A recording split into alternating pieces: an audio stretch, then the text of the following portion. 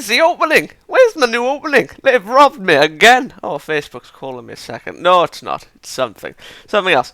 Okay, everyone, welcome to, Akame Ga Kill, I was about to say manga chapter then, episode 14 review. And, yes, I could say with the utmost of certainty that the animator increased, Esdeath's breast size after seeing this. Because I just went back out, I know what manga they're doing, so no, not what manga, I know what episode this, well, apologies for your noise. Because I was like, I know what chapter this is, what chapter has been adapted, okay, so I'll just check onto that page, and yep. Breasts have undoubtedly been enlarged. But still, that, notice aside, yeah, I can't believe, why did I need to do that? I didn't need to do that, they were fine, they were lush and plump, I could still bury my head in them, but still. That aside, this episode was Esdeath focused, and, it was revealing that bloody bastard, we may not know his name. We know who he is, kind of, but we don't know him himself. So yeah, the stuff that he's doing, it's going to get worse. What he did then, actually, I am on that chapter, but then again, oh my, what? Am I? Oh wait, yeah, this chapter at, alright. Kill a danger beast, where is it? What am I on? Danger Beast, so kill the strong one. Still on island. Give me a second. Wait, what the hell is this? Oh yeah, hold on. I found it, and they didn't actually need to censor anything. Yeah, or change the scene. I mean, everything happened the way it did, so yeah. Things are gonna get worse. Things are gonna get worse with this motherfucker. But anyway, that motherfucker aside, this was a Esdeath orientated episode. We saw the Prime Minister's son, I was nearly going to say his name then, use his Tegu Shambhala, took Esdeath and Tatsumi to an abandoned island, and my god, why? What's wrong, Tatsumi? Why won't you love her? Oh god, just so painful, especially with that ending. But yeah, we learn a lot more about Esdeath and like why she, well, not why she is that, well, yeah, I suppose why she is as she is. It's because of the upbringing that she had, and being hunted, I suppose, by danger beasts. Like, you have to have a warrior's instinct, and with what her father was saying, like, it died because it was weak. Your mother died because she was weak. It was natural. It's a natural part of life. The weak perish, the strong prevail. So that's where she got that philosophy from. And yeah, but with the revenge, when Tatsumi asked, "Oh, so you invaded the north, right? Did you do it to avenge your tribe?" And while she said no, I still don't believe it to this day. Reasons why is because of, obviously, with Daedra, Nya, and River. With the grave scene, obviously, she said she will avenge them. And while fighting the tribe was a part of the capital orders, and yes, revenge was intertwined. I think it was more to do for revenge, like the suffering, rather than the pure pleasure of the fight, so to speak. But yeah, that's just my opinion. I mean, like, yeah, I could be reading too much into it, but if she's willing to go upon her own accord, well, actually, yeah, like, yes, she has to destroy Night Raid, but yeah, the openly admitting revenge for Daedara, River, and Nya, like, shows that caring side is there, like, even if she isn't subconsciously aware of it. So yeah, speaking of emotions and caring side, oh, Tatsumi, why? Why don't you? Like, why? What's wrong with her? Nothing. Well, yeah, but still, Esdeath's just being like a total tease when Tatsumi said, hit me, she was just like, "Oh, Tatsumi, I didn't know you had such a fetish." And I was just like, "I don't have that fetish, but if it will please you, and make you go to bed with me, then wholeheartedly, girl, I don't really give a damn." But yeah, it was just like, to see if it was an illusion. But she kissed him, and she was like, "Oh, the sensation, the humidity, the smell of the ocean, like we've been teleported somewhere." And Tatsumi was like, scared and that, well, not scared, afraid of being with her, I suppose. But yeah, stylish as danger beasts, and well, at least the remnants of what remained with the Prime Minister's son using them. Like they fought them, and Esdeath was trying to woo Tatsumi, but it was like kind of reversed. Tatsumi instead wooed Esdeath, and it still bugs me that Esdeath doesn't know that Tatsumi's blade is in Kujou. I mean, good lord, if you know, well, actually, yeah, that it still doesn't make sense, because if she knew that the guy in Kujou was Bulat originally, then she would know the identity of the soul of the Tegu itself, wouldn't she? She would!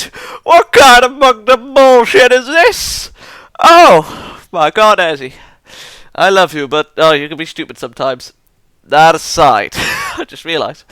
That aside, that visual novel choice thing, like in the manga I lolled, but for some reason it just seemed a little bit more funny, and I was just like, what was the options? What was the options? I think, hold me, third one. I'd go with the third one. Hold me, Ezzy, hold me. Yeah. So yeah, we learned about Esdeath's past, but the reason why we did so is because Tatsumi wanted to know, well, have a justifiable reason for her actions, like the upbringing, like why she went and did what she did with the tribe. And then when he found out what her Tegu was, like the tattoo, or rather her body itself, but yeah, the tattoo, for argument's sake, is the Tegu. And like finding out that what the origin of the Tegu, and like what it did, like what it said to her, like and then finding out that she's conquered it. I was like that before. I tortured people before I drank the blood of that danger beast. He's just looking for justifiable reasons to justify her actions, in a sense. And finding out that she was like this before the tribe, and before drinking the blood, he's lost hope in her. And that's kind of sad. It still annoys me to this day. I mean, like, manga readers, like, even more annoying because the death flag is fucking high. But still, they're bonding. Found two ways to escape the island, but Shambhala reactivated, because it worn out, and then he was gonna run and leave her, but he was like, "No, I gotta repay her. She was helping me, protecting me, because that's what she did. She, she loves him, and, she's care for him, but, yeah, she puts her, I don't know. And then he calls her back, and then he runs through, activates Incursion, and I'm surprised that there wasn't any big dramatics, like an explosion when he left, but still, she was a fair distance away, but still, she is very fast. That's aside. He was invisible, masking his presence thanks to Chelsea's advice. And then Esdeath is sad. It's horrible. It's sad. It's terrible. It's terrible. That's the word. It's terrible to watch her like this. I mean, it's kind of like Romeo and Juliet, for argument's sake. Their love, essentially, but the love is basically one-sided, but the concept is there, like, two sides, and they can't really be together because of those reasons, like Night Raid in the capital, and, well, she doesn't really know, but I suppose the Revolutionary Army is a kind of thing, but Esdeath won't let that stop her. But for Tatsumi, without having a justifiable action, whether him loving her was there to begin with, or at least sprouting slowly, I mean, it was sprouting slowly. I mean, let's be honest. I mean, if we're just going through body and shallow reasons, then yeah, it was sprouting. But he doesn't know her nice personality. And then again, it kind of deals with the love, but that aside, of course. She hasn't seen her most vulnerable. Yeah, with Daidara, River, and yeah. So yeah. If you knew that side, then he'd probably... Oh yeah, and her comforting... Zeru. Yes. Yeah, and with her comforting Zeru, so he hasn't really seen those sides, but I suppose that wouldn't be like, a big factor, like those stuff won't justify her actions, which is true. It won't, but still. This episode was enjoyable. I mean, a lot of people will probably say fan service, but I'll just turn around and say, you what, mate? You what? But I will admit, I will admit now that her breasts have been enlarged. That aside, we got a lot of learning about Esdeath. Tatsumi, my God, what is wrong with you?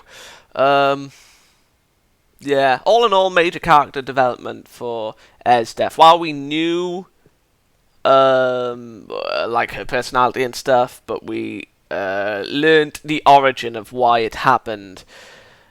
Like, her philosophy and the origin of her teku and, like, where she got it from and where it is. Inside her, but on top of her breasts, but still. Well, chest, rather, above it. Whatever, I don't care. Above the cleavage, maybe? I don't know. Hold on, I've got the page. No, I don't, I've got it on him. You mother trucker. Oh, God, part 27. When I see it like that, I have a funny feeling that's being rushed, but for the most part. But that aside, come on, Ezzy, let me see it. Oh yeah, see, yeah, above the cleavage. So yeah, I'm gonna give this episode a 9 out of 10. Yeah, I really enjoyed it. It had its laughs, it had its action, had its character development, majorly so. And we got introduced to that mother trucking bastard. So yeah, and ooh, I don't think it'll. I may stand corrected. This looks like it's about to catch up to the manga. Oh my lord. Maybe, I don't know, but from the way it's going, and we have got 11. Well, as of next week, we got 10 episodes left. But still, could it catch up to the manga?